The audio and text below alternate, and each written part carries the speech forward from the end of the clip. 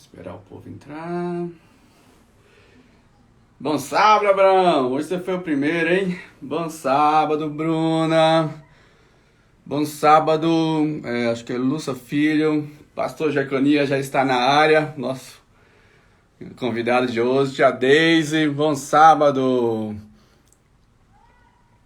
Como é que vocês estão? Como é que foi a semana? Comenta aí pra gente. Compartilha essa live. Tem um aviãozinho aí do lado aí, ó. Compartilha com aquela pessoa que tá precisando escutar algo de Deus hoje. Compartilhem.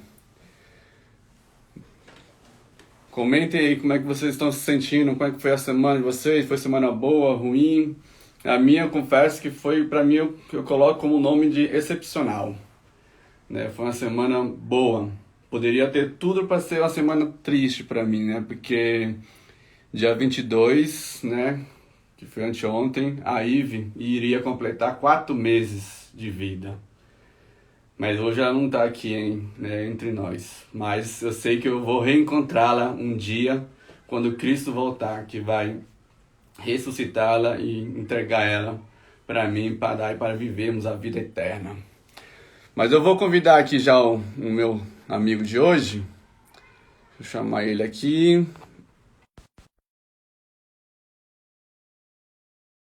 O seu convite aí.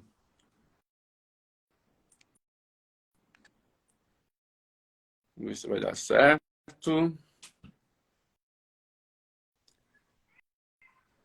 Chegou para você aí, pastor? Um convite? Vamos ver se você consegue aí entrar. Enquanto isso, vão comentando aí, vão compartilhando. Ô, meu amigo, como é que você tá? Prazer. Bom sábado. E aí, Anderson? Tudo bem, amigo? Tudo ótimo. Deixa eu organizar aqui essa. Sua câmera aí, acho que agora foi. Tava, tava sujo. Tá limpando aí? Tá certo. Como é que foi a semana, pastor? Viajando muito? Rapaz, fiz alguma viagem essa semana, mas o fluxo de atividades aqui no campo foi bem maior. Foi maior, né? Isso é É, bênção, né? Isso é bênção. é bênção, rapaz. Ser útil cura a alma. Isso é verdade, viu? Com certeza. Pastor, primeiramente, obrigado por ter aceito aí de participar aqui comigo nessa live, né? E para a gente começar, se apresenta um pouquinho, né? Fala aí de você, né? Sua família, o que que você faz hoje, onde está trabalhando. Bom, como você já falou, né, antes, primeiro obrigado aí pelo convite, viu, amigo? Parabéns aí pela iniciativa de estar abrindo um canal para comunicar para as pessoas esperança, né? Então, tudo que é feito nesse mundo para fazer o bem, a gente precisa valorizar, a gente precisa dar voz, né? Então, parabéns aí por tentar fazer da dor de vocês caminho de esperança para outras pessoas, né? Isso me admira muito. E quando Obrigado. você me convidou ali, eu rapidamente busquei uma data aqui na agenda para poder a gente estar junto e, enfim, poder compartilhar a esperança também juntamente com vocês. Bom, eu me chamo Jeconias Neto, Jeconias Vieira Lopes Neto, né? Alguns gostam de me chamar Jeconias Lopes, porque é o nome da família, Lopes, mas eu prefiro Jeconias Neto porque aí diferencia dos 3 Jeconias da minha casa, né? É, Então, aqui na família a gente tem Jeconias, que é o meu avô, Jeconias Júnior, que é o meu tio, e o Jeconias Neto deveria ser o filho do meu tio Jeconias Júnior. Mas, em consideração ao meu avô, o pedido que ele fez, enfim, quando eu nasci, meus pais cederam aí à vontade do Coroa para poder colocar. Então, me chamo Jeconias Neto, estou trabalhando aqui na PLAC, na Associação Planalto Central, em Brasília, sede administrativa da Igreja Adventista do Sétimo Dia aqui para a região do Distrito Federal e do entorno, e sou pastor da igreja, mais voltado para as áreas administrativas e sociais da Igreja Adventista, né? Então, ali cuidando da ação solidária adventista do Sétimo Dia, que são espaços da igreja local, das igrejas, mais de 340 igrejas do nosso espaço, do nosso campo, que atendem à comunidade. Então, é um movimento da igreja local e também o Ministério Carcerário Adventista, que foi um ministério oficialmente fundado pela igreja aqui no nosso campo. E a gente cuida também da querida e amada ADRA, né? Que é a Agência Adventista de Desenvolvimento e Recursos Assistenciais, que é uma instituição da igreja voltada para o combate à fome, o combate à pedofilia, o combate à miséria e às estruturas e o desenvolvimento, né? E o fomento do desenvolvimento social, não só no Brasil, mas no mundo, né? Estando aí em 118 países hoje. Então, eu me sinto muito privilegiado de servir a Deus nessas áreas tão desafiadoras. Eu me sinto privilegiado porque, para quem viveu uma vida sem o fomento do amor, né, ou pelo menos boa parte da adolescência e da juventude sem essa questão do demonstrar bons sentimentos, acredito que no meu ministério, ou no ministério que Deus me deu, na verdade, ele tem me feito aprender muito cuidando das pessoas que sofrem, né? Então, é algo bem interessante. Eu fico feliz, sabe? Então, amigo, eu sou casado com a Stephanie Salles, temos 2 filhinhas, a Camille e a Ana Beatriz, né? Inclusive, hoje nós fazemos 14 anos de casados. Eita, Dia tô perto disso 24 aí. de 2 Vou de fazer 2000. 11 anos. É isso aí. Então, a gente sou muito grato a Deus pela caminhada até aqui. Amém, amigo. Eu fico muito agradecido. Mas vamos lá, para a gente começar um pouquinho sobre a sua história. Eu sei alguns pedaços, né, da sua história, né, que você já contou, e eu pensei assim, não, tenho que chamar o Jeconias, que a gente precisa falar, porque tem outros públicos, né, também que não conhecem, né, e pode ser tocado, né, por outra pessoa, né, com o seu testemunho. Mas vamos começar pela sua infância, amigo. Conta um pouquinho pra gente como é que foi ali. Então, eu para ser bem sincero, e sendo como sempre, né, Anderson, Sim. a minha infância foi uma infância pobre, mas foi uma infância muito feliz. Então, os meus pais, eles sempre criaram o meu irmão e a mim na igreja, ensinando os valores, princípios. Então, por mais que a infância foi um momento muito complicado, por causa das dificuldades, da pobreza e das poucas oportunidades, eu me considero que tenho vivido e que vivi uma infância feliz. Acredito que todas as infâncias têm seus altos e baixos, mas em linhas gerais, eu fui feliz na minha infância. Nós viemos para Brasília, da Bahia, né? Eu sou baiano, lá do sul da Bahia, região do Cacau, região do litoral, né? Cacau com leite. Eu nasci numa cidade a 1 hora de Ilhéus, né? Então, imagina aí o local bonito que é. E os meus pais ali também, meu pai de Jequié, minha mãe de Ubatã, e eles vieram para Brasília. Eu tinha 3 anos, meu irmão já nasceu aqui no Distrito Federal, E quando eles chegaram aqui, as oportunidades sempre eram muito poucas. Então a gente foi morar de favor e logo depois nós invadimos ali, né? Que tinha muito essa questão de invasão aqui em Brasília. Eles Sim. doaram lotes ali o governo e a gente foi para um assentamento chamado Favelinha do Areal, né? E nessa favelinha Uhum. do Areal foi que eu cresci, me desenvolvi, me criei, me mal criei, né? Como diz o argentino. Bem Então, isso. cara, aspectos da minha infância que eu acho interessante. Diga aí. Era uma outra pegada, né, de infância. Então, eu jogava muita biloca, né, bolinha de gude. Eu gostava muito de soltar pipa, entendeu? O papagaio Sim. em outros lugares. Eu Ah, é. gostava muito mesmo de jogar fliperama, naquela época dos fliperamas ainda, né? Então, cara, eu curti muito a minha infância. A gente ia pro. Naquela época, para você soltar pipa, era um desrespeito você comprar pipa. Você ir na papelaria comprar pipa era coisa de amador, brother, coisa de mulher. Você tinha que Cara, não é coisa de bater. quebrada, não é coisa raiz, entendeu? Aham. Então, o que, que a gente fazia? Descia para o córrego do Areal, e hoje eu moro bem próximo aqui ainda.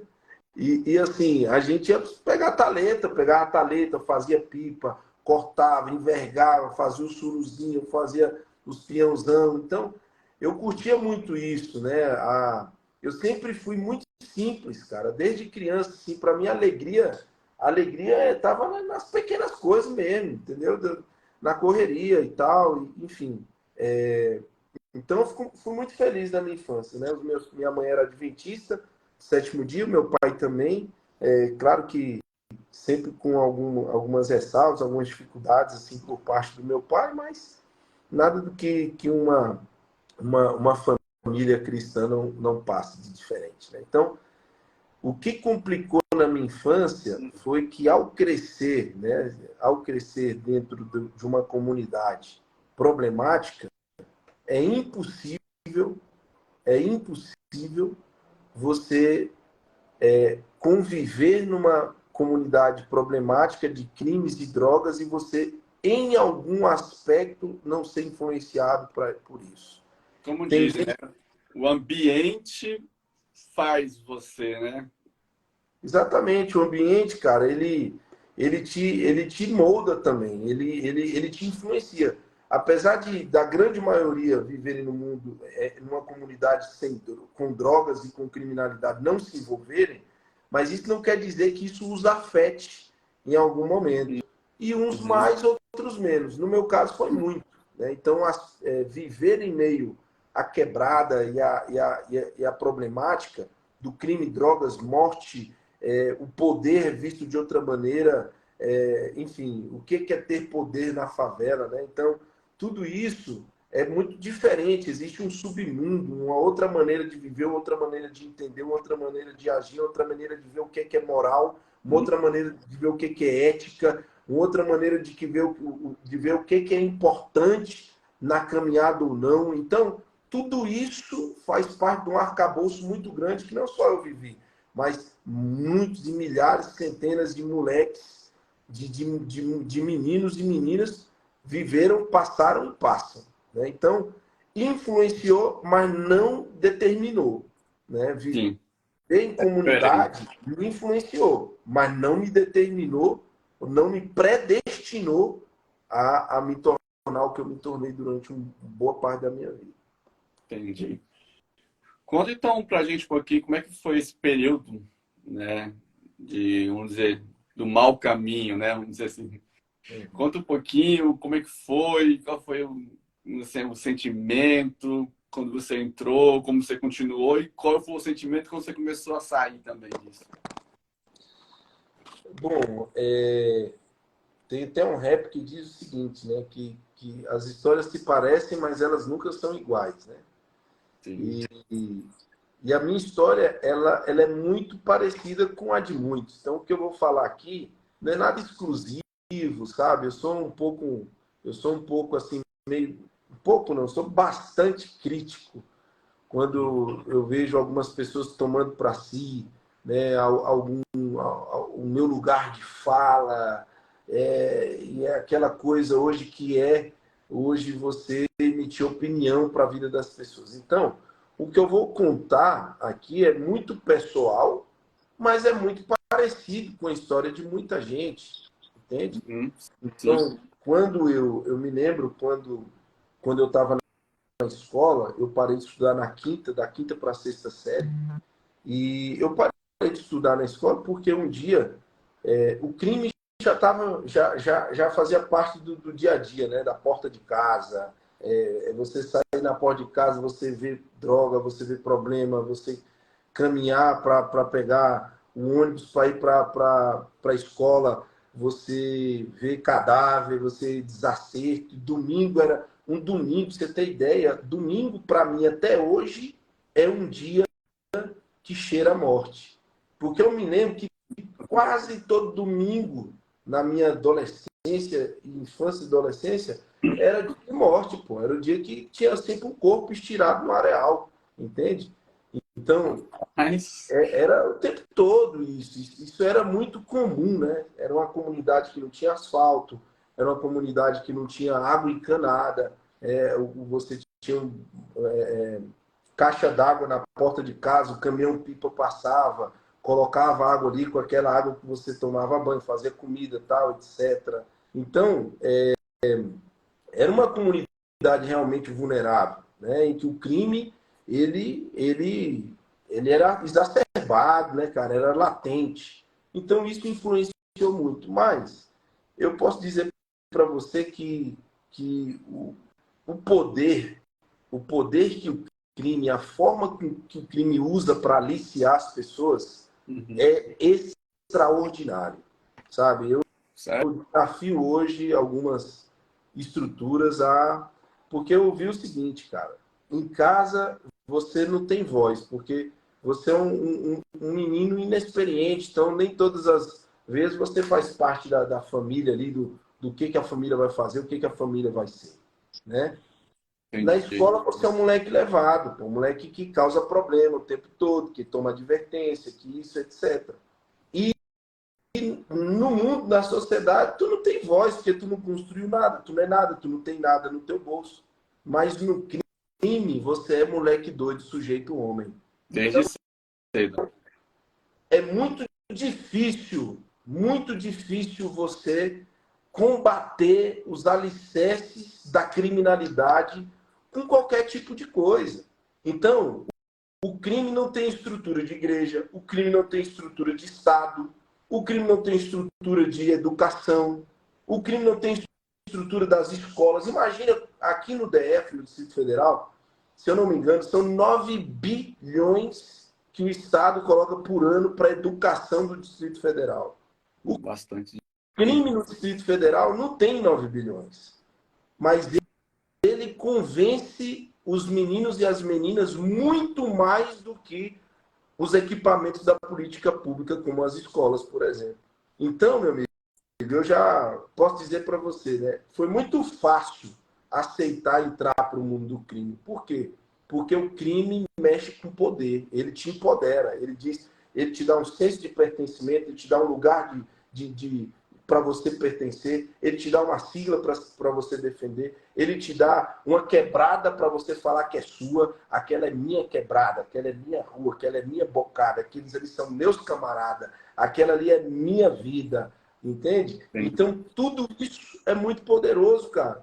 Resumindo, então, Disso, eu só fui mais um que ouvi, com 11, 12 anos de idade, ouvi de traficante, de gente que estava no mundo do crime, dizer assim, meu irmão, você é moleque doido, sujeito homem. Então, ouvir aquilo ali foi poderoso para deixar o mundo da escola, entrar no mundo do tráfico de drogas, no mundo dos assaltos, no mundo do crime.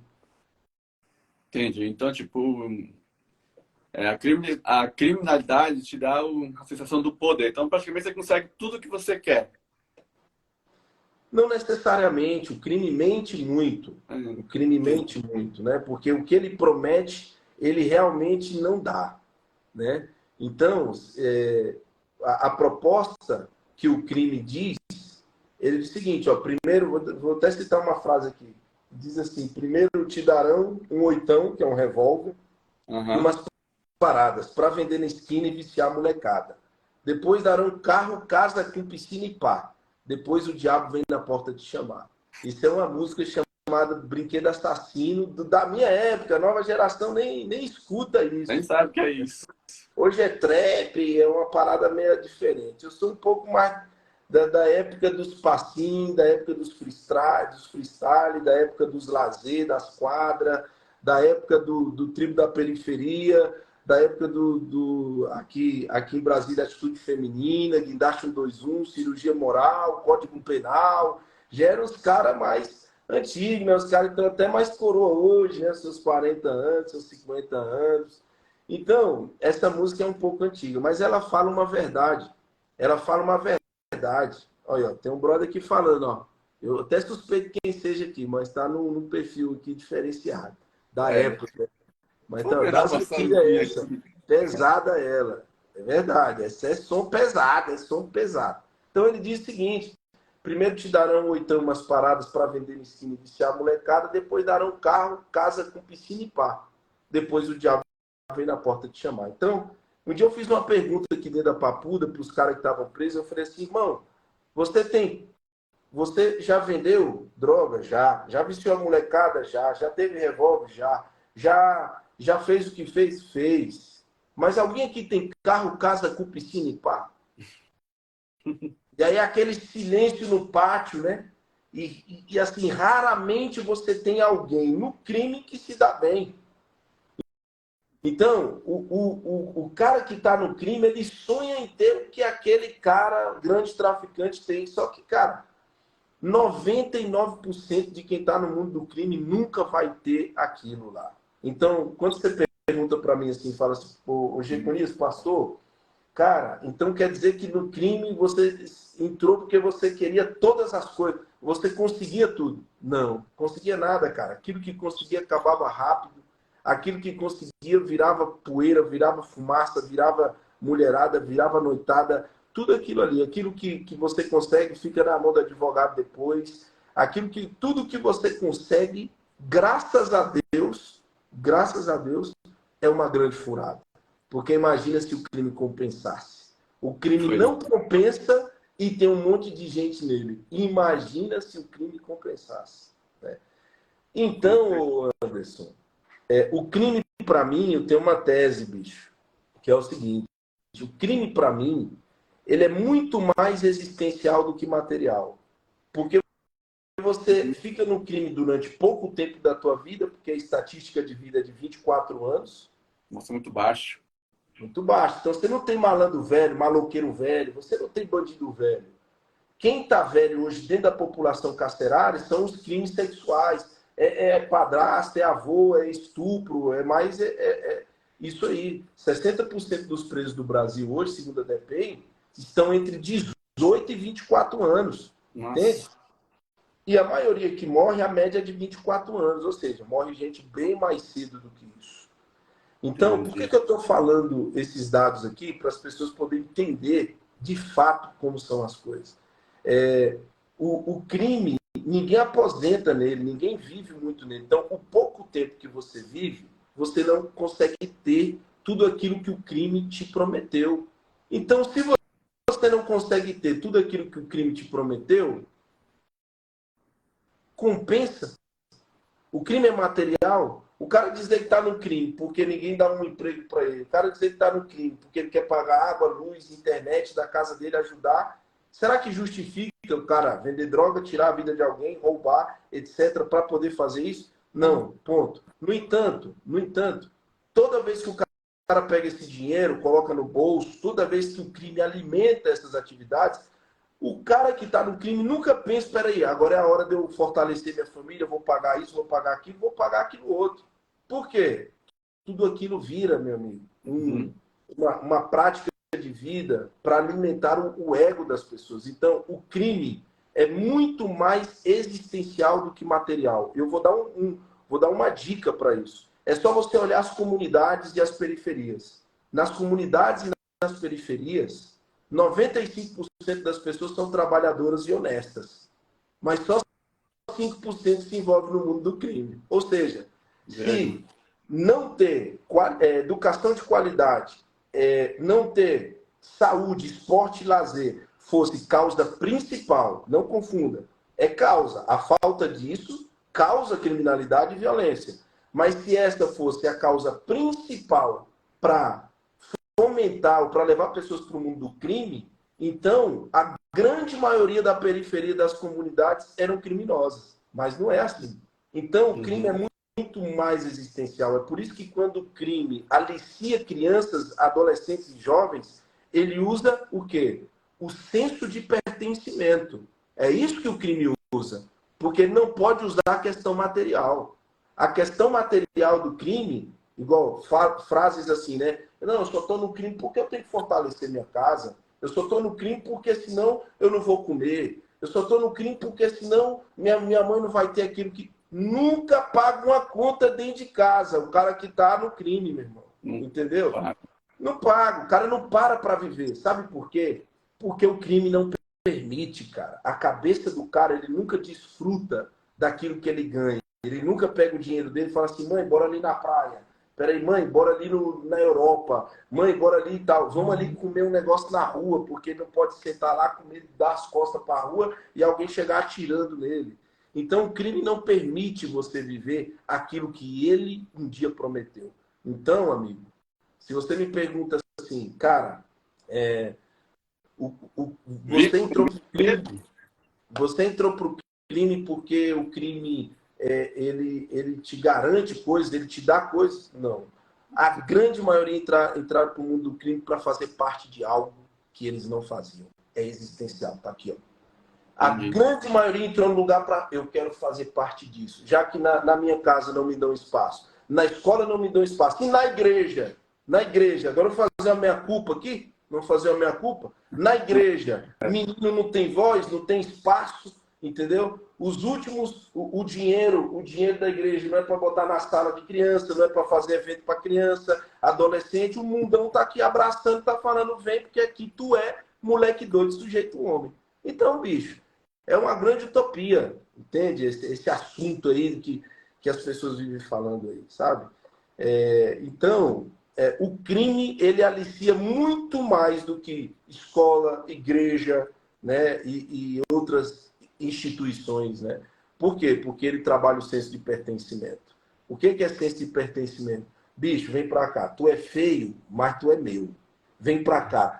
Tu é... Desculpa a expressão. Vou rasgar um português aqui para todo mundo entender. Tu é burro, mas tu é meu.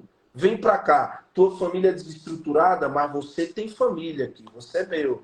Meu brother, vem pra cá. Você não estudou direito, mas aqui eu tenho coisa para te ensinar também. Ó, meu irmão, vem pra cá, porque por mais que você não tenha a experiência que o mundo exige que você tenha para você ser ouvido, porque o mundo... Você só é ouvido se você construir alguma coisa, se você tiver alguma coisa, se você tiver alguma posição, se você tiver alguma coisa. Meu brother, o crime diz assim, por mais que você não tenha nada, que você não construiu nada, vem porque a gente acredita em você. Vem porque tem lugar para você. Bicho, o crime dá um show de como trazer soldados. É isso, brother. É isso. Isso aí seria a pessoa chamando, né, para uma falsa valorização, né? A pessoa te chamando, vem, aqui eu vou cuidar de você, vem, aqui você está comigo. Uma falsa valorização? Isso. Ela é vendida como verdadeira, mas no fundo, ela é falsa. Por quê? Porque o final disso é a morte. Sim. Então, toda valorização que o final é a morte, toda valorização que o final é uma mãe visitando um cara ou uma menina no presídio, toda valorização que no final é uma menina de 13 anos grávida de um traficante, tá errado. Toda valorização que termina dessa maneira tá errado, entendeu? Então é uma falsa valorização. No entanto, é poderoso. E é por isso que as pessoas deixam qualquer coisa para viver o mundo da criminalidade. Entendi. Então isso foi muito latente para mim. Eu passei isso, não estou falando de teoria.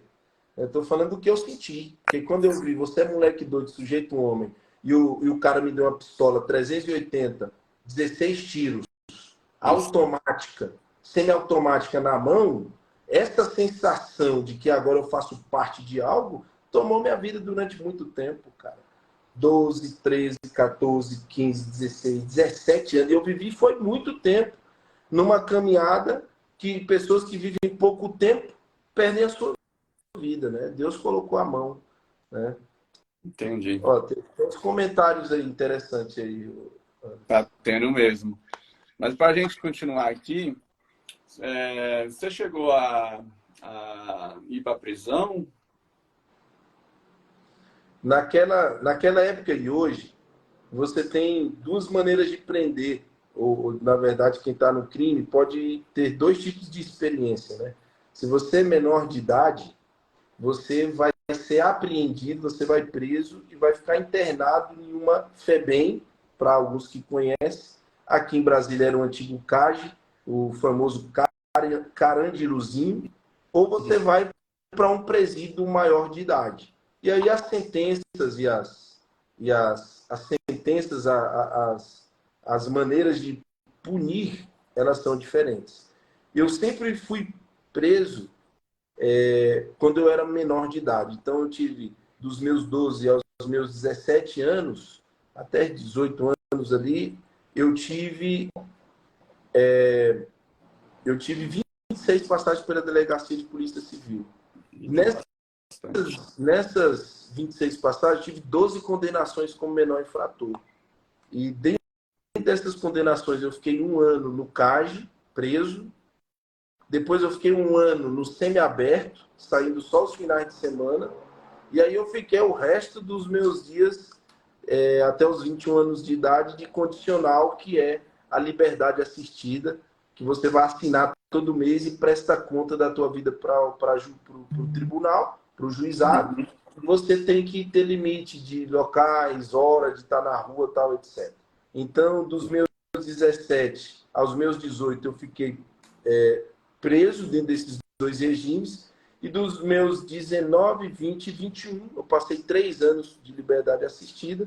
Eu fiquei ali todo mês tendo que assinar na justiça, né? Entendi. Conta pra gente aí como é que foi sair dessa criminalidade e encontrar Deus, encontrar o chamado para ser pastor. Cara, eu achei um comentário aqui interessante da Qual? Gisele. A Gisele Cirilo está aqui. A Gisele foi, eu falei de socioeducação de menor infrator aqui, a Gisele foi secretária, subsecretária nacional durante os últimos 4 anos do Sistema Socioeducativo Brasileiro. Que bom tê-la aqui, minha amiga. Maravilha. Bom ter você aqui. Ela disse assim, a gente tem que se ligar que a concorrência com o mundão é pesada. O crime... Olha, gente, desculpa aí, mas não estou enxergando. O crime inscreve as pessoas socialmente e muitas vezes chega antes de nós. É isso mesmo, é isso mesmo.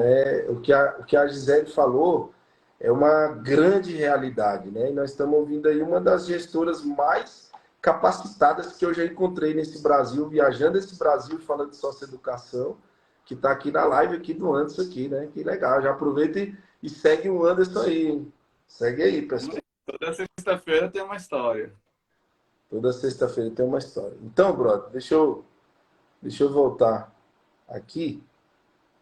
Nós estamos aqui, uns mano aqui também, ó, que puxou cadeia aqui, tem um monte de gente aqui, cara. Ó, tem cara aqui, ó, tem o Fernando tá aqui, né, Bastante o, gente comentando aqui mesmo. o Erison. Rapaz, se juntar esses caras aqui na live, dá uns 250 anos de cadeia, viu? Tô É brincando, muito dano. tô brincando. Amigo, na verdade, a minha experiência com Deus nessa caminhada aí foi uma, foi uma coisa muito impactante, assim, sabe? Porque dentro desses anos, né? Tem uma frase que eu sempre vou dizer, que os hábitos, eles são leves demais para serem percebidos e pesados demais para serem quebrados. E se tem uma coisa que você aprende no mundo das drogas e no mundo do crime, são os maus hábitos. E aí, quando Deus te encontra e te chama para essa caminhada, você tem que, infelizmente, lidar com tudo aquilo que você foi, tudo aquilo que você é e aquilo que Deus deseja que você seja. E o pior, que é o agravante, você tem que lidar com aquilo que as pessoas acham que você vai ser para sempre. Um ex isso, um ex aquilo, um bandido, um cara não muda. E também aquilo que elas imaginam que você deve ser. Então, isso me confrontou muito. Eu tinha 18 anos, quando eu estava no semi-aberto, e eu recebi uma visita, cara, de um batista, da igreja batista. Eu recebi essa visita do cara da igreja batista dentro do presídio, e lá esse cara começou a pregar e tocar uma música. E depois de tantos anos, sabe? Depois de tantos anos no mundo das drogas e no mundo do crime, pela primeira vez no pátio daquele presídio foi quando eu senti paz no meu coração. E foi interessante porque ele começou a falar que Deus podia perdoar os nossos pecados e mudar a nossa vida. Só que assim, eu imaginava, né? Cara, Deus perdoa, mas Deus perdoa os irmãos da igreja, aquele fofoqueiro, o irmão lá que arruma problema, aquela irmã lá que arruma outro problema, as brigas de casal, aquela coisa. Agora, pô, tá todo mundo aqui. Eu já tô aqui cansado de estar aqui. Passei minha infância e juventude sendo preso pela polícia e arrumando problemas, né? Inimizades e etc. Deixando gente para trás e outras coisas. O outro tá aqui, que é o Mafá de Planaltina, encontra esse cara desde os 13 anos nos corrodos das unidades e dos presídios. Eu olho para o irmão aqui da estrutural e, cara, o cara tem 11 homicídios. E aí o cara fala, para mim que Deus vai mudar a nossa vida, então eu não botava muita fé. Entendi. Agora, quando ele começou a tocar um violão, ele cantou aquela música Preciso de Ti, essa música, ela começou a preencher a minha vida naquele momento, e aquela música começou eu tive vontade de chorar, só que eu não ia chorar porque, né, pô, você vai chorar ali no pátio ali, na puta ali e tal, os caras, e aquela época era diferente da época de hoje. Você entra numa socioeducação hoje, a cultura mudou dos caras. A gente era mais raizinha, assim, mais durão, digamos assim, sabe? Então chorar era uma parada que só com gás lacrimogêneo, entendeu? Chorar porque tá no culto, chorar porque alguém disse não para você, o que não te visitou, enfim. E assim, eu não quis chorar, mas a vontade de chorar era grande. Mas quando eu olhei pro lado, irmãozinho de 11 homicídios chorando, aí eu falei, pô, se esse cara chorou, eu posso chorar também, né? Eu não sou tão piorzinho igual esse cara aí, não. Eu pensei. E foi aí, cara, que eu senti pela primeira vez na minha vida inteira o Espírito Santo de Deus no meu coração. E eu nunca me esqueci, já se passaram 14 anos, eu nunca me esqueci desse dia. O dia em que, no meio do caos, no meio dos problemas, no meio das desgraças e das consequências que eu devia sim estar passando, Deus olhou para mim, entrou no meu corpo, na minha vida, no meu coração e disse para mim, ainda eu tenho um plano para você, eu tenho um jeito para você, tem jeito para você, sabe?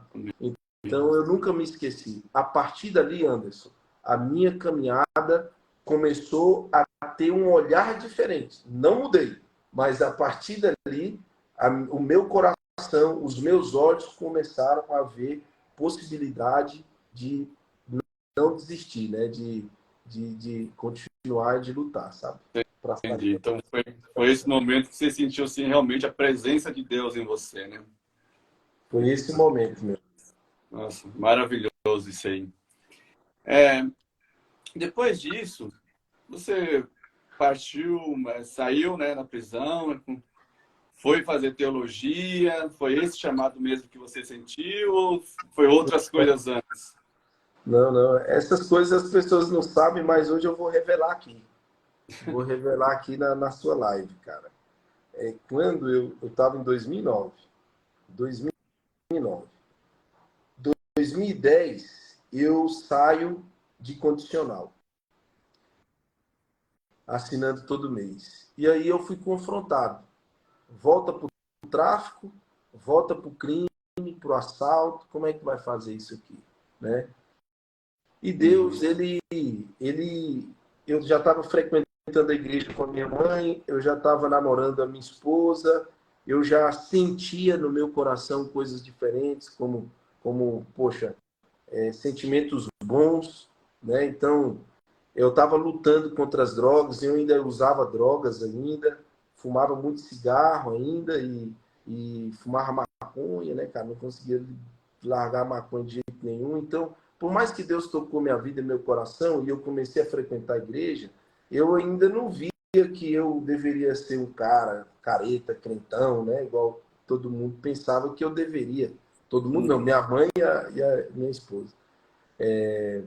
Então eu fui confrontado e Deus me deu força para agir diferente. Então eu comecei a vender din-din sorvete nas ruas, comecei a vender Demilos, Natura, vendia café da manhã aqui nesse metrô de Águas Claras. Comecei a trabalhar de maneira diferente, cara, tentar fazer uma vida diferente. E foi nesse trajeto que foi muito duro, né? Porque imagina o cara acostumado lá Com com poder. com poder, sem ter responsabilidade, sem ter compromisso com nada. E agora você tem ali suas contas para pagar. Minha filha tinha nascido já, né? A gestação da minha esposa, eu fiquei preso o período inteiro no semiaberto. Então, quando ela nasce em fevereiro. Ela nasce em fevereiro. Eu eu estou ali tentando caminhar, entendeu? Tentando caminhar. Uhum. E assim, quando a minha filha Ana Beatriz ela nasce, cara, a minha cabeça ela começa a dar uma mudada. Né? Peraí, eu tenho uma menina aqui, eu tenho que ver e tudo isso. E Deus foi preenchendo cada dia a minha vida, me convidando, sabe? A mudança, e a mudança ela requer perseverança. Só que a Sim. perseverança foi Deus que me deu. Para perseverar no que é bom, foi Deus que me deu. Tá?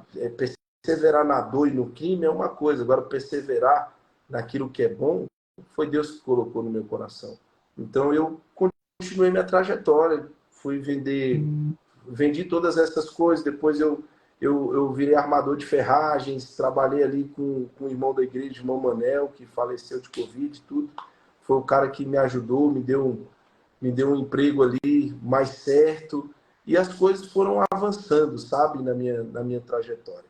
Era difícil poder ouvir, estar vivendo isso, tentando mudar e ver meu irmão no crime, ver meus primos envolvidos no crime, e as coisas caminhando daquele jeito, e eu tentando fazer as coisas diferentes. O que me ajudou Hum. foi as orações da minha mãe. Oração de mãe, né? É Eu poderosa. acredito que minha mãe orou tanto por mim que até hoje Deus está atendendo algumas orações que ficaram para trás, sabe? Porque eu tenho vivido momentos na minha trajetória que eu não julgo ser fruto das minhas conquistas, sabe? Eu sou um cara muito trabalhador, me dedico, faço tudo que posso da melhor maneira. Mas tem coisas sobrenaturais, cara. Ah, Tem coisas que eu tenho vivido que são sobrenaturais, que eu olho assim e falo assim, cara, se não fosse minha mãe, eu acho que isso aqui é oração da minha mãe lá, sabe? E minha mãe mandou uma mensagem, olha só a mensagem que ela me mandou esses dias, né, Anderson?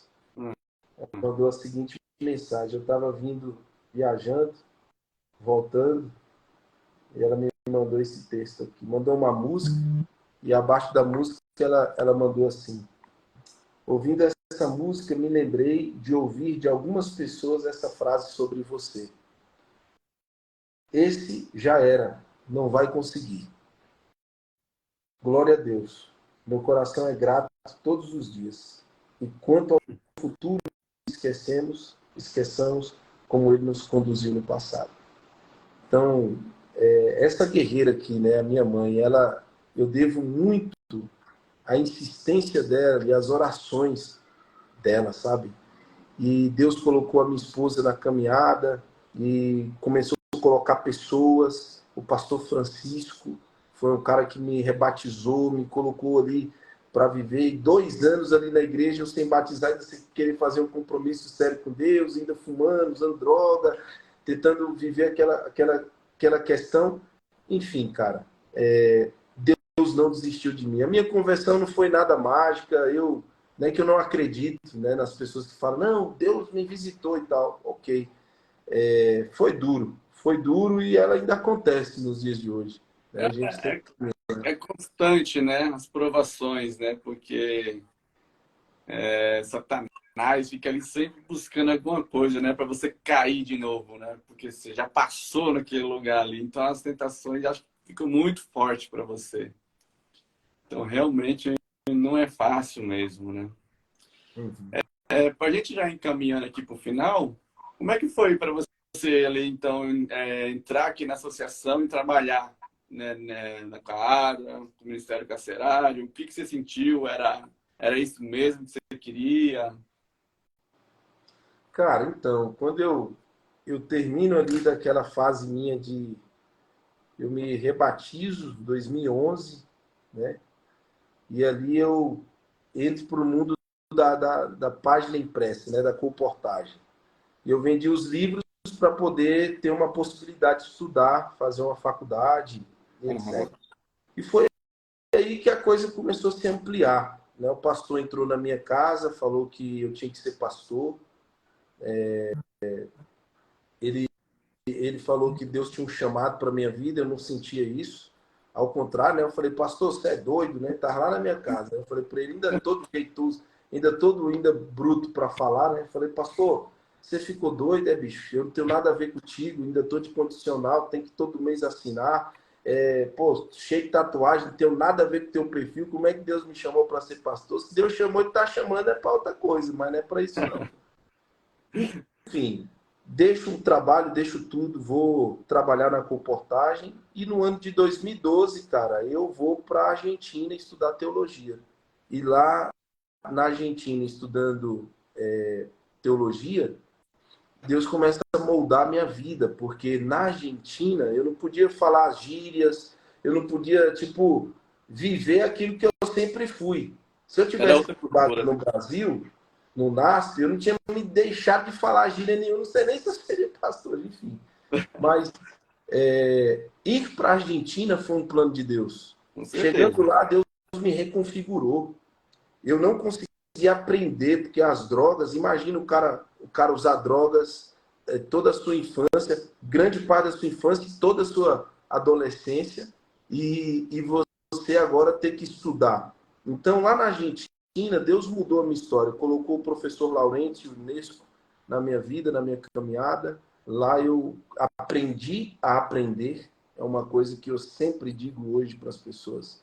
Aqueles que permitem Deus dar o dom de aprender, não há limites. Não há limites para o ser humano que se coloca nas mãos de Deus e tem humildade para aprender. E o que faltava na minha vida, cara, eram essas duas coisas. Humildade, muita humildade e aprender. Porque para mim, cara, tá no crime, não, sabe de tudo, sabe de tudo. Sabe de tudo. Ele comanda a vida dele. Então, assim, foi lá na Argentina que Deus me deu isso. Então, o Laurentio, ele me deu George Orwell para ler, Frederic Fossati, Gabriel Garcia Marques, Victor Hugo, encheu minha vida de cultura. O cara me levou no restaurante 5 estrelas, me ensinou a comer lá, mostrou para mim como que eu deveria me vestir, me portar. Ele disse que o meu discurso tinha que ter patos, etos e logos, como diz Platão. E eu falava para ele, pô, pastor, quem é Platão? Né? E o cara me explicar quem era o filósofo Platão. né? Quem era ele no seu tempo, o que ele representa e representou. Então, pensa numa pedra bruta, né, cara? E Deus foi me dando possibilidades, né? Uma Foi coisa lapidando. foi lapidando e ele foi usando pessoas. Agora, uma coisa Deus me deu que eu acho que é o único dom que eu tenho. E foi ele que me deu. Que é o dom de não desistir, brother. E Ah, eu não sou um cara brilhante, eu não sou um cara cheio de habilidades, eu não tenho uma escolarização profunda, eu vim da quebrada, eu vim da periferia, eu vim do pouco, entende? Para um mundo que exige muito. Agora, uma coisa Deus me deu, nunca desisti, brother, nunca. E isso eu coloquei em prática lá no seminário. Quando eu tirava 8, o Laurentio vinha, olhava assim e falava, me chamava de medíocre, porque eu tirava 8. E eu falava, pô, pastor, essa é a média daqui. Ele falou, não, você é medíocre. Quando eu tirava 9, ele me chamava de medíocre. Quando eu tirava 10, ele me chamava de medíocre. E ele falou para mim assim, Jeconias, você você é um cara que precisa tirar 10 em todas as matérias, não só em uma. Eu falava assim, pastor, eu acho que o senhor é doido, com todo respeito aí, cara. Você é um cara muito exigente, cara. Eu sou estrangeiro, estou aqui, estou aprovando. Ele falava assim, você tem que tirar 10 e tudo que você fizer tem que ser bom, porque senão, meu irmão, tudo que Deus te der e tudo que você conquistar pelo seu trabalho, que é uma dádiva de Deus, as pessoas vão dizer que é migalha para você, que alguém está tendo pena e dó de você. Então você tem que ser bom. A vida exige de você nota 10. E eu nunca me esqueci, né? E eu comecei a tirar 10, cara. Gabaritar prova, gabaritar trabalho, gabaritar prova, trabalho, trabalho, trabalho. E a minha mente, que não conseguia memorizar nada, começou a funcionar. E esse foi um milagre que Deus restaurou a minha mente de uma maneira que hoje eu gravo poemas inteiros de 10 minutos, entende? Eu não tenho problema com isso. Mas, enfim, terminei teologia, voltei para Brasília e, ao voltar em 2017, sou nomeado embaixador da Juventude das Nações Unidas pelo escritório NODC e sou convidado pela Igreja Adventista para fundar o Ministério Carcerário Adventista e logo em seguida eu assumi, pela graça de Deus, a agência também, a diretoria geral da ADRA aqui do Distrito Federal e em torno. E aqui estamos há 6 anos na mesma função, nesse espaço, nesse lugar, servindo a Deus, dando o nosso melhor e reencontrando grande parte das pessoas que um dia eu convivi. O cara que era meu chefe do tráfico, hoje é meu braço direito na igreja, trabalha comigo. O cara que era meu irmão, que trocava tiro com os outros, aí a gente trocava tiro com os outros, ia preso junto. Ele ficou 8 anos na cadeia. Saiu no início do ano passado. Hoje trabalha comigo na ADRA. Então, isso não é uma história com E, né? É uma história com H. É uma história que tem gente, que tem vida, e uma história, cara, que, infelizmente, também trouxe muita dor para muita gente. E ainda traz. Por isso que eu não me vanglorio do que passou. Ao contrário, acho que vocês nunca ouviram eu falar o que eu fazia, né? Basta a Embaixada dos Estados Unidos me negando o visto agora e pedindo as 12 condenações. Eu tenho que 2 PDF aqui das condenações que eu tive que apresentar na Embaixada de várias coisas ruins que a gente fez no meio do caminho. Eu prefiro vir aqui nessa live e falar para as pessoas que estão conectadas que não importa o lugar de onde a gente veio, não importa o pecado que a gente tem, não importa as coisas ruins que a gente fez, sabe? O que importa é que todos nós, em Cristo Jesus, somos mais que vencedores, sabe? bem. Eu, eu ouvi uma frase de um cara, que eu ouvi dele foi demais, um grande cara aqui no Distrito Federal, um cara muito, muito, muito forte, muito milionário, cara. Ele falou assim, Jeconias, quando os ovos são de águia, não importa o ninho.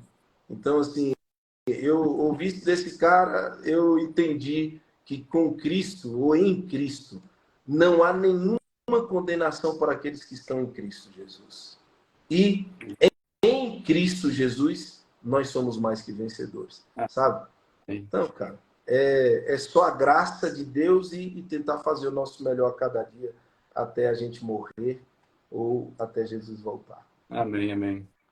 Amigo, então só para finalizar, fala pra gente qual foi o aprendizado e o seu motivo para continuar, para a gente encerrar. O motivo para continuar foi o amor de Deus. Só isso. Cara, para quem merece coisas ruins, Deus dizer que te ama, é motivo demais para tu seguir em frente. Então, assim, ó, não foi tortura, não foi presídio, não foi droga, não foi medo da morte, não foi medo da morte, não foi medo do inferno, não foi isso que me fez dar um passo atrás. O que me fez dar um passo atrás e me deu motivo para continuar foi um momento que mais miséria eu merecia, mais julgamento eu merecia, mais coisas ruins eu merecia. E o que Deus me dá? Deus me dá amor, cara, sabe? Então, assim, viver para tentar retribuir isso é motivo para continuar. Você, Não tenho nada, cara. Cara, eu não tenho viagem para fora, não tenho glória, não tenho dinheiro. Eu vivi pelo dinheiro, pela glória, pelo poder no crime. Eu não preciso viver isso desse lado de cá, sabe? Então, o que me move e o que não me permite desistir, porque eu penso em desistir sempre. Eu não sei vocês que estão aqui na live, mas eu penso em desistir sempre. Ainda mais um tanto de coisas que eu tenho e responsabilidade que Deus me deu e o medo de falhar e ser chacota e ser dor para muita gente. Eu não quero mais ter motivo de dor. Então, eu tenho motivos para desistir. Eu tenho motivos para ser anônimo, buscar um anonimato e ficar ali, sabe, encostado, né? Mas o amor de Deus, cara, o amor dele por quem não presta como eu, é o que é o meu verdadeiro motivo para continuar. E esse amor hoje é traduzido em pessoas, as minhas filhas, a minha esposa e os meus amigos, porque hoje eu tenho amigo, brother. E os meus amigos hoje, eles amigo são de pessoas de verdade. Deus, eles são pessoas de Deus, sabe? É pelas pessoas, cara, sabe? Amém, pastor. Nossa, muito, muito bom seu testemunho. Eu quero aqui, de antemão, me autoconvidar. É uma coisa que sempre batia dentro de mim, mas eu nunca tive coragem. Mas eu vou ter coragem de falar isso para você, porque é algo que eu quero. E isso mudou muito depois de tudo que aconteceu comigo, né, também com a minha esposa, quando a gente perdeu a nossa filha, agora no final do ano. E a minha vontade de pregar o evangelho, assim, arde, eu não consigo falar com alguém sem falar a volta de Jesus, é algo automático. Estou falando e nem percebo que estou falando da volta de Jesus. E antes eu não tinha esse sentimento assim tão forte dentro de mim. O meu autoconvite que eu quero fazer é que você me leve lá no seu ministério carcerário. Amém. Eu tenho esse desejo. Eu sempre fico, eu tenho medo, eu sinto assim, mas eu quero ir. Eu quero combater esse medo, enfrentar esse medo e falar. Amigo, você tem 26 presídios que nós atendemos hoje para você ir. Você pode escolher. Tem de sal e tem de doce, né? Como a gente diz. Agora, eu posso te dar uma certeza, que o mundo é muito mais perigoso aqui fora do que lá dentro. Porque pelo menos lá, sabe, cara, o cara que está no crime, ele busca ser um cara de coração aberto quando ele está falando com a igreja, sabe? Eu sou diretor da ADRA e diretor do Ministério Carcerário. Então, de manhã eu estou no presídio, de tarde eu estou na Câmara Legislativa, num tribunal e etc. Eu vou dizer, eu vejo muito mais verdade no olhar de um cara atrás das grades do que de um político quando eu visito ele, sabe? Eu vejo muito mais verdade. E talvez a única coisa que nos diferencia aqui hoje dos que estão lá presos e nós que estamos aqui é porque talvez os nossos crimes e os nossos pecados não foram descobertos. O deles sim. Sabe, cara? Então, quando você entrar para visitar alguém lá no presídio, você vai perceber uma coisa, que nós somos muito parecidos. E que, na verdade, as pessoas que estão atrás daquelas grades, na sua grande maioria, são pessoas que não queriam ser pessoas ruins, mas ainda não aprenderam a lidar com as emoções e não aprenderam sobre o poder que Deus pode fazer na vida delas, sabe? Então, eu vou te levar lá. Vou deixar uma semana lá, pregando lá, e depois eu te Vamos, busco. vamos. Eu preciso. É um desejo. É um desejo. Tamo junto, Na amigo. verdade, eu tinha esse desejo desde que eu cheguei aqui em Brasília, em 2018. Mas, como eu falei, nunca brotava algo assim dentro de mim. Mas brotou. Então, eu preciso passar para outras pessoas. Né? Não dá para ficar guardando só para mim, não. Eu tenho que passar. É isso, amigo. Eu vou com você. Só vamos marcar aí que eu vou. Eu vou encarar isso aí. Porque eu sei que Deus vai usar. Com certeza. Deus vai E usar. eu admiro você e sua esposa por fazerem da dor de vocês um motivo para continuar e para dizer para as pessoas continuarem, sabe? Deus ainda tem muito ainda para vocês e para fazer por meio de vocês. Fico feliz, né, cara? E essa galera fera aí que tá aí na live, né, cara, tá aqui acompanhando e tal. A gente queria ter até mais tempo aí, não sei como é que tá o tempo aí, mas enfim. Deu mais de 1 hora e tá indo, né? Eu até pensei que o Instagram era só 1 hora, mas eu pesquisei ali e parece que aumentou o tempo de live. Então, Ah, é? tá indo, Será? ainda não caiu. Olha, ô Anderson, eu tenho um convite para live o tempo todo, eu não topo, cara. Eu não curto fazer live, sabe? Mas um podcast ou outro a gente tem ido, agora live não. Mas quando foi você, cara, eu falei assim, cara, o Anderson, a esposa dele, fazendo da dor dele um espaço para promover esperança, cara, eu tenho que ir, cara. Isso é coisa de Deus. E eu fiquei muito feliz, sabe, cara? Muito feliz de ter o pessoal aqui também, né? Cara, eu vi gente aqui. Tem muita gente comentando aqui.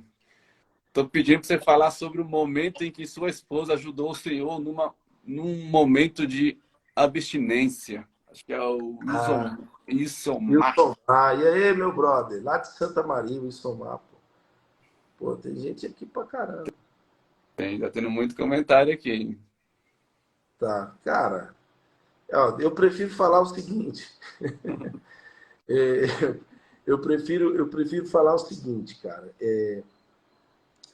Os porquês, né? Por que que as coisas acontecem na nossa vida, né? E por que que a gente, infelizmente, trilha por caminhos ruins? Cara, as pessoas são muito diferentes. E eu aprendi isso na caminhada. Duas coisas, que as pessoas são diferentes e que a vida dá muita volta. Eu vi gente que, infelizmente, me criticou muito, que falou muita coisa ruim, que tentou fazer um monte de coisa para atrapalhar minha caminhada. E eu vi essas pessoas mudarem de ideias. Olha, cara, vou confessar uma coisa para vocês aqui. Eu sempre fui um cara muito problemático, de verdade. Mas depois que eu conheci Jesus, cara, eu continuei sendo problemático. Eu tenho os meus problemas. Mas uma coisa que Deus colocou no meu coração, né? É respeitar as pessoas, sabe, cara?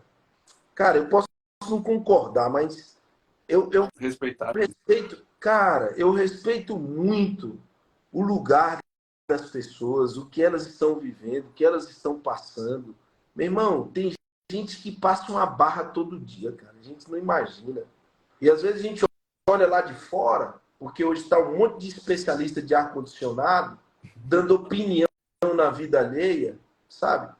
E não faz parte de nada. Eu digo sempre, seja crítico, mas faça parte das mudanças, sabe? Acho que a gente tem que aprender. Eu aprendi essa lição na minha caminhada, porque eu olhei um monte de gente falando um monte de coisa a meu respeito, até aumentando as coisas ao meu respeito, e a minha reação era querer, meu irmão, fazer o que eu sempre fazia. Aí Deus colocou no meu coração, cara, o desejo de tentar ser amigo de quem fazia as coisas ruins para mim. quando isso aconteceu, eu julguei o seguinte: realmente, eu acho que Deus mudou o meu coração. Quando alguém fala hoje mal de mim ou alguma coisa, eu me ajoelho aqui, por Deus, que é minha testemunha. Eu me ajoelho, eu falo: Senhor, me dá uma chance de ser amigo dessa pessoa, porque o que ela está falando deve ter muita dor envolvida nisso, sabe? Uhum. Cara, a gente, infelizmente, quem erra não vai apagar o passado. E o passado, ele não é tão importante assim. E passado não se apaga, passado se administra, cara. E a gente que viveu coisas ruins, não porque você quis, porque você passou por algo ruim, Anderson, você e sua esposa, não por escolha de vocês, mas algo ruim vocês passaram. Vocês trazem isso com vocês, sabe? Então, o passado, você não apaga o passado, você administra o passado. Então, a maior dádiva de Deus para o ser humano é ensinar o ser humano a administrar suas emoções, sabe, cara? E isso Deus tem me ajudado, né? A administrar as minhas emoções, que é uma emoção de quem? Ex-bandido, ex-drogado, ex-problemático, ex um monte de probleminha aí. Então, como é que eu vou viver com aquilo que passou e aquilo que eu trago em mim, né? Só Deus. Como dizia Lutero, né? Lutero disse, né? Eu pensei que o velho homem tinha morrido nas águas do batismo, mas o miserável sabia nadar. Pô, se o cara da reforma protestante, ele declarou isso, que tem muito a ver com o que Paulo falava, aquilo que eu quero fazer de bem, eu não faço, aquilo que eu não quero, isso sim eu faço. Essa aí é a maior luta do ser humano e do cristão, e é nessa luta que Deus entra para intervir. Sabe? Deus não tá ali do lado, bicho, chato, igual um monte de gente crente, cara. Deus não é chato igual um monte de gente crente é chato e quer dizer, se apresentar daquela maneira como se Deus fosse isso. Sabe? Eu sempre digo, você quer mudar a vida das pessoas? Desça do ringue, desça do salto, olhe nos olhos e caminhe com ela. Então, a gente precisa filtrar as pessoas da nossa vida. E Deus me ajudou a filtrar, né, cara? Quando alguém desce de onde ela está, principalmente os que estão acima, né, os que vivem coisas, têm melhor estrutura, uma melhor função, é teu chefe, é teu presidente, coisas grandiosas. Beleza, é rico. Pessoas assim, elas podem fazer parte da sua vida? Podem, cara. Podem. Mas como é que faz parte da vida das pessoas? Aqui, ó, ombro no ombro, olho no olho, e aí sim as pessoas vão escutar. É por isso que o crime escuta a igreja, entende? Ou é por isso que o crime, ele consegue ainda dar ouvido para algumas coisas. Para quem que o crime dá ouvido? O crime dá ouvido para quem chega lá, olha nos olhos e diz: meu irmão, eu respeito você, eu não sei quem você é, mas é o seguinte, tem uma caminhada melhor para você. Eu tenho uma proposta irrecusável para você. Eu tenho uma proposta melhor. Então tá cheio de gente hoje, principalmente cristão, bicho, sabe? Gente crente que é juiz de causa espiritual. Ele quer olhar para a multidão, para as pessoas, para mim, para você, quer dizer, não, você vai para o inferno, você vai para lá, você vem para cá, você vai ser salvo, porque você é bonitinho, teve um passado bacana, o teu casamento como é que foi? Não, casou virgem e tal, bonitinho. Meu irmão, tem um monte de gente que fez tudo certo e aí a vida dele tá dando errado. Entendeu? Tem um monte de gente que fez tudo errado e pela graça de Deus a vida dele tá dando certo. Então, cara, a gente precisa... Isso para mim, foi um dos maiores ensinamentos. Isso para mim também é motivo de seguir em frente. Porque a matemática de Deus e do céu é diferente. Então, o cristão, a igreja, não pode olhar para as pessoas e declarar sobre as pessoas que elas estão perdidas, que elas estão isso, que elas estão aquilo. A igreja pode discordar 100% do que as pessoas fazem. Porque a Bíblia é que rege a igreja e o que ela tem que falar, o que ela tem que dizer. Mas a Bíblia também rege o sentimento do coração.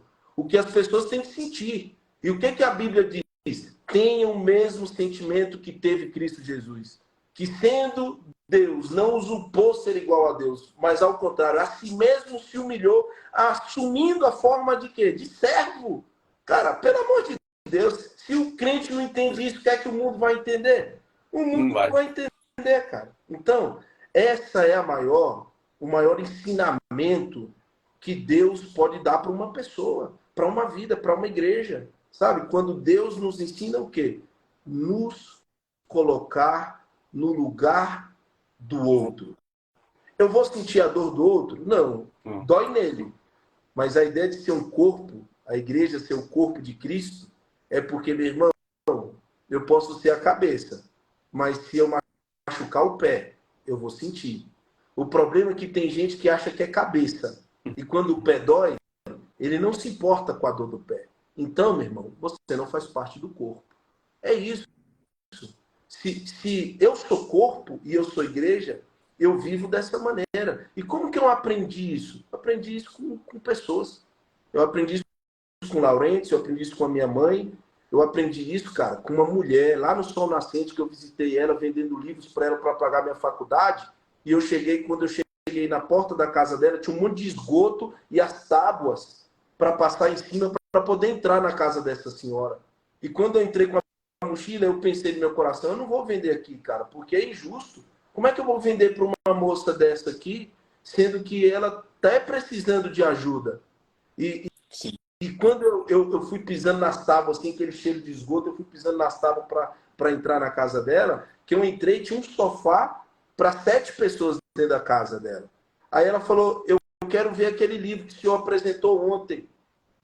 Nossa. Quanto é que é aquele livro? Aí eu tinha vergonha, eu apresentei 2 livrinhos pequenos para ela, assim, 2 livrinhos pequenos.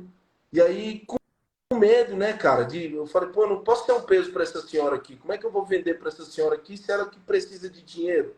Pô, eu também vim da periferia, eu jamais vou vender um negócio desse aqui caro, que era o livro que eu tava vendendo de 100 e poucos reais.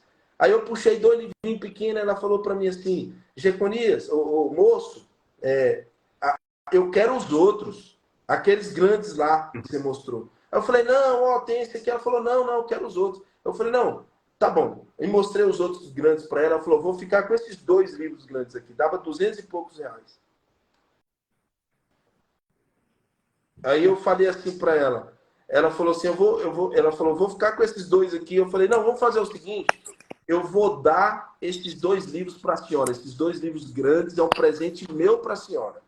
Sabe o que essa senhora falou? Dentro de um barraco lá no Sol Nascente, cheio de esgoto na porta. Ela falou assim para mim, você entendeu tudo errado, João. Eu quero comprar o teu livro, não é porque eu quero só o livro. Eu vou comprar o teu livro porque quando você se formar e você ser um pastor, for um pastor, todas as vezes que você fizer o bem para as pessoas, eu quero estar fazendo parte disso. Eu quero Nossa. estar fazendo parte disso aí.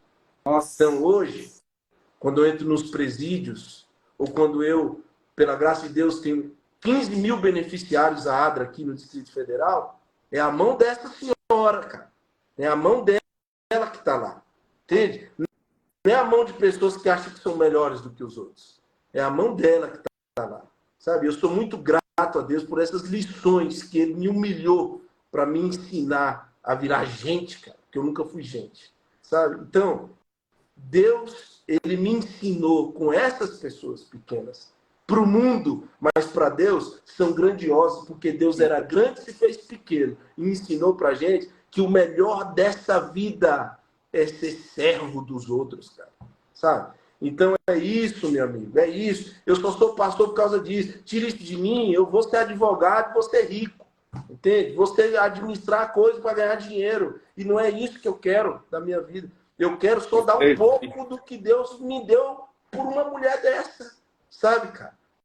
E quando eu entrava na casa de gente que tinha dinheiro, as pessoas olhavam minhas tatuagens e não me ajudavam, porque elas achavam que eu não poderia ser um pastor do jeito que eu era, a vida que eu tinha. Mas quando eu entrei na casa de uma senhora, que todo mundo julga, sabe, que não tem nada bom lá, que não tem inteligência lá, foi lá que eu aprendi de Deus as maiores lições da minha caminhada, uma das maiores lições, sabe? Então, cara, ó, vou falar para você, eu sou grato a Deus. Eu tenho um dores e dores e dores, como todas as pessoas que estão nessa live aqui, como você, Anderson, sua esposa. Todos nós temos dores para administrar na nossa caminhada. Mas não é parando para trocar as feridas que nós vamos conseguir avançar. Não é. Sabe, a caminhada da vida é uma fisioterapia. Não é quando não é um engestamento das minhas dores, mas é uma terapia. É movimentando e indo em frente que eu vou crescer e vou desenvolver musculatura para poder vencer. Mas é isso mesmo. Né? É pegar essa dor e passar para frente. Eu até falo, né? Às vezes já comentei com algumas pessoas que a Ivy mudou tanto minha vida, porque assim, eu fico às vezes até me indagando um pouco, né? Assim, para mim mesmo. Mas qual foi o propósito da Ivy ter vindo e ficado só 30 dias, né, em vida aqui com a gente? Mas eu penso assim, se foi para me salvar, porque, tipo, como eu falei, não estava me sentindo com vontade de pregar, de falar algo. Eu não estava íntimo de Deus.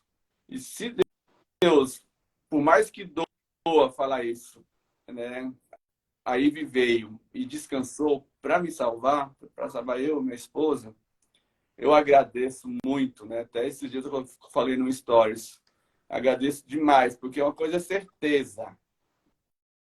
A salvação dela depende de mim e da minha esposa. E eu quero cada dia estar mais preparado junto com minha esposa, pregando o evangelho, porque a gente sabe que Cristo vai voltar, que Cristo vai ressuscitar ela e vai nos entregar. E eu poderei viver eternamente com ela e eternamente agradecendo ela. Porque eu sinto que ela me salvou. É isso que eu sinto. Então, assim, é dolorido, dói falar isso, entendeu? Porque, cara, é uma coisa que a gente sempre almejou. E saiu muito rápido. Mas eu aprendi muito nesses 30 dias. Até comecei a escrever meu livro, que o título vai se chamar Como Ressignificar uma Vida que Durou Apenas 30 Dias. Então, assim, é algo surpreendente que aconteceu. E aí mudou minha vida completamente. Então, assim, eu pego essa dor, esse medo que a gente sentiu e eu preciso passar. Porque se eu não falar, parece que aí começa a cair, né? Começa a cair. E quando eu começo a falar, fico leve e Deus vai usando. Cara, a gente... Eu vou publicar no meus stories, aqui para todo mundo que está aqui ainda hoje, vou publicar ali um podcast para você ouvir de 20 minutos, para todo mundo ouvir. Se chama Que Seja Feliz Quem Souber o que é bem, o que é o bem. A gente tem que aprender, né, que a vida dói. Então, a dor da vida é o lugar comum, é o lugar comum de todos nós. Então, a vida dói para você nesse aspecto, a vida dói para mim em outros aspectos, a vida dói. E quando a gente entende que esse é o lugar comum, a nossa dor, ela não é para destruir a gente. Ela não vem para paralisar a gente. Ela não vem para poder cauterizar os nossos sonhos e os nossos avanços. Não. Quando a vida dói, quando a gente entende que a dor é o lugar dos comuns, a gente consegue fazer da dor motivo para ser feliz, para vencer. Tem seus altos e baixos, cara. Né? Hoje, você tá aí pensando, coração pulsando, cara, louvado seja Deus, porque eu quero encontrar minha filha, vou viver no céu. Mas vai ter dias que a dúvida volta também no coração, sabe? E quantas vezes eu olhei para trás e eu tive a certeza que Deus errou em me chamar para ser um pastor. Cara, eu olhava assim, eu falei, eu tenho certeza que Deus errou, cara. Deus errou porque é o seguinte, a probabilidade hoje de um pastor fazer o que é errado é grande porque ele é um ser humano comum, como qualquer outro. Mas a probabilidade de eu não chegar até o final é maior ainda, por causa do histórico. Então, essa dor de será que eu chego? Será que eu consigo? Será que eu vou? Aí eu chego às conclusões, não, não vou. E aí eu corro para o lado de quem pode me ajudar a chegar, que é Cristo Jesus. Por isso que o título dessa live aqui, quando você me perguntou o tema, eu coloquei Jesus, É o bom Jesus. um amigo, né? Bom Jesus, amigo. o bom amigo. Isso. Porque Jesus, ele é um bom amigo. As pessoas, não é clichê. Jesus sabe colecionar coisa boa no nosso coração. Ele sabe tirar coisas boas da nossa caminhada, sabe? Tem muita gente, deixa eu falar isso aqui pelo amor de Deus, para você não misturar as coisas. Não é porque a vida dói ou porque as pessoas elas têm um conceito sobre nós que Jesus tem o mesmo sobre nós. Que Jesus ele acha as mesmas coisas das outras pessoas, sabe? Jesus está muito acima disso. A Bíblia está muito acima dessas situações. A gente precisa entender que os motivos para nós continuarmos, realmente, eles transcendem as coisas desse mundo e as opiniões alheias. Eu me lembro, Anderson, você falando agora, eu me lembro quando eu cheguei no seminário de teologia lá na Argentina, eu escutei uma frase. Acho que foi no segundo ano que eu escutei essa frase. O cara olhou para mim assim, do pé à cabeça, e ele disse assim: estão aceitando qualquer pessoa nesses lugares aqui agora? Nossa, foi uma das primeiras coisas que você escutou quando chegou lá. Não, no segundo ano eu Segundo ouvi ano isso. já. Eu ouvi isso. Ele nem sabia o risco de vida que ele estava perdendo, né? Eu Eu nem podia estressar, imaginava. e dar uma sua no cara desse, cara. Ele é meu amigo de ministério hoje, esse cara. Você acredita? Mas o cara falou isso comentando com outro que estava do lado. Mas ele falou para eu ouvir. Uhum. Cara, Propósito. a gente tem que viver a nossa vida não pelo que as pessoas dizem, cara, mas pelo que Deus pensa acerca de nosso respeito. E o que Deus pensa? A Bíblia diz que o que Deus pensa sobre nós são pensamentos de paz, de bondade, de esperança. Porque por mais que eles fiquem muito chateados com a nossa condição pecaminosa, com a dor do mundo, cara, Deus sempre vai olhar com esperança para a humanidade.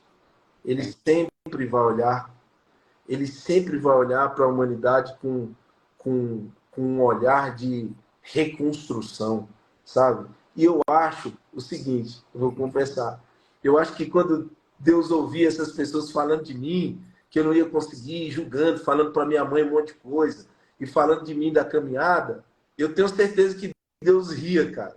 Eu tenho certeza que lá no céu Deus dava uma gargalhada. Falava assim, esse povo não sabe o que eu posso fazer, entendeu? Eu vejo Deus sorrindo no céu o tempo todo. Ele olhando assim para a humanidade ali se destruindo, se julgando, e ele falando, calma, esse povo não sabe, Deus sorrindo, cara, Deus sorrindo, porque ele pensa, né? Eu vou mostrar para as pessoas, eu vou mostrar para elas que é possível ter esperança. Hoje, eu poderia ser um militante, né?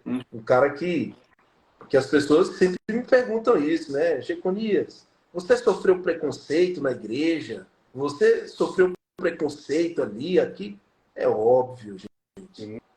As pessoas, quando perguntam isso para mim, elas querem que eu chegue aqui com uma fala bem militante, né? Um militante social, das causas espirituais e tal. Amigo, esse não é o meu lugar, sabe?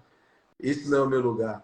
É claro que as pessoas vão ter preconceito com aquilo de ruim que nós fizemos, sabe? Então, eu não posso esperar coisas boas e coisas ruins que eu plantei. Mas eu posso esperar de Deus. Deus é o único que eu posso esperar. Que eu plantei coisa ruim e ele, com aquilo que é ruim, ele pode fazer nascer algo bom. Bom, é isso mesmo. Deus Então, cara, transforma. Jesus é o melhor amigo.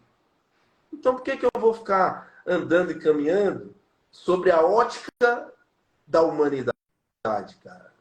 Das pessoas. E o diabo é... Olha só como é que é o inimigo de Deus. Antes, ele dizia que você não vale nada. Aí ele quer dizer para você, a sua dor, você não vale nada. Aí depois, para te destruir, ele fala assim, cara, você é o cara. Você vale demais. Você tem um bom preço, cara. Cara, mas, pô, peraí, olha quem que você... olha que... Ele ainda até usa, cara, mas Deus te ama mesmo, cara. Deus te tornou o cara. Você é o cara. Você é o melhor para Deus. Então, cara, se a gente der ouvido para essas coisas, não que elogiar, dizer para as pessoas, oh, parabéns, e você se sentir bem pelo bom trabalho que você fez, é uma coisa ruim. Por quê? Porque é devido. Mas a gente tem que entender que o nosso lugar é vivendo a humildade que Cristo viveu. E Cristo foi aplaudido no primeiro dia da última semana da vida dele. Ele entrou em Jerusalém aplaudido. Mas no último dia da vida dele, as mesmas pessoas que aplaudiram ele gritavam crucificam. Então, cara, a gente tem que aprender que as coisas ruins ditas ao nosso respeito não devem definir qual vai ser a minha caminhada. E também as coisas boas ditas ao nosso respeito também não devem nortear a nossa caminhada. O que norteia a nossa caminhada é o fato de que eu preciso ser melhor a cada dia, eu preciso ser mais humilde a cada dia, eu preciso melhorar a cada dia. E entender que todo mundo tem o seu tempo nessa caminhada. O tempo de curar a dor, o tempo de melhorar a dor, o tempo de ressignificar a dor. O tempo é um fator divino. Às vezes o que acontece é que eu não tenho tempo para dar para o Anderson se desenvolver numa pessoa melhor. Então hoje o que acontece? As pessoas elas não se importam com a dor do outro. Simplesmente falam, não, você tem que mudar de vida, você tem que fazer. Cara, mas é isso mesmo, para de chorar, Anderson. Para de chorar, gente. Peraí, pessoal. Amigo, Deus deu tempo para a humanidade. A gente precisa entender que o tempo é um fator inerente à conversão de uma pessoa. Então a gente precisa dar esse tempo para as pessoas, dar o benefício da dúvida para elas se tornarem melhores a cada dia. Eu fui melhorar depois de muitos anos, cara. E eu ainda tenho coisas para melhorar. Então, a gente nunca deve desistir, ou porque estão aplaudindo a gente se perder no caminho, ou porque estão julgando a gente, dizendo coisas ruins ao nosso respeito. O nosso foco é o nosso melhor amigo, que é Jesus, sabe? Amém, amém. Amém mesmo. Pastor, cara, eu não tenho assim, palavras para agradecer mesmo. Foi sensacional. Amém. Aprendi muita coisa aqui com você. E muita coisa que você falou aí aconteceu comigo nessa semana, que assim, que foi uma semana para mim, foi uma semana muito boa. E eu teria tudo para ficar triste na semana. Porque dia 22 aí ia fazer 4 meses. Eu fiquei triste no dia, em alguns momentos. Né? Postei ali, porque é um sentimento muito forte, é uma dor muito forte perder um filho. Mas, assim, foi um dia de alegria também, entendeu? Foi um dia onde que eu tava ali, cara, eu preciso escrever. Parece que eu precisava colocar para fora, então eu vou escrever. Né? Várias pessoas me incentivando a escrever, né, um livro, né, sobre isso. E eu comecei. Então, eu estou usando essa dor e eu quero passar para outras pessoas de uma forma alegre. Então, Deus nos usa, né? Agora ele fala, apesar da dor que a gente sente, é um conforto tão grande que Deus traz. É uma coisa assim, meio estranha. Né? Você tem uma dor, uma dificuldade e, ao mesmo tempo, Deus te dá um conforto assim que você... Eu nem sei explicar esse conforto, para ser sincero, de que Deus me dá. Mas existe. Amém. Existe. Amigo, obrigado. Obrigado a todos que estavam aqui na live. A live vai ficar salva no feed. Vou colocar para o feed do pastor também. Vou chamar ele lá para compartilhar. E eu vou colocar no meu canal do YouTube também a live. E aí vocês podem repassar, compartilhar para outras pessoas aí que vocês queiram.